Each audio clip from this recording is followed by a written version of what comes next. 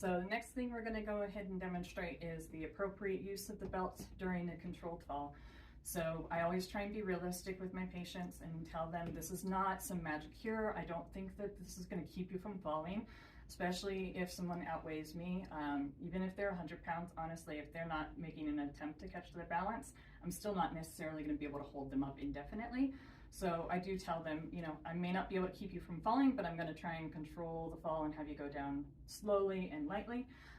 Another thing with having the belt here, and if you watch closely in the video where she was doing the loose belt and under the shoulder, even though the belt was very loose, it was just barely tight enough, and combined with her shoulder hold blocking me since I was falling that way, it did keep my torso up. So that's another really key factor. Is in the pants fall, there was no control of my torso, so I had to either catch myself or end up landing on my head, which puts me at more risk of fracturing either my forearm. If I had fallen on my hand, I could have gotten a hand wrist fracture, all sorts of wonderful places like that, as well as knocking my head.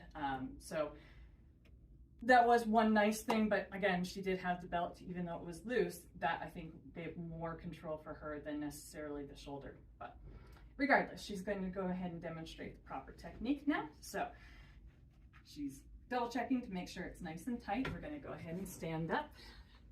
Once we're standing, she is under there so she actively can feel, but you do want to always double check to make sure it's still tight.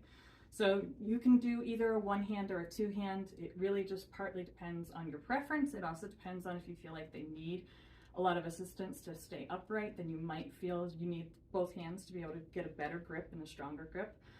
Emma here is a little paranoid because we've done this several times now, so she knows, and she's wants to be prepared for that.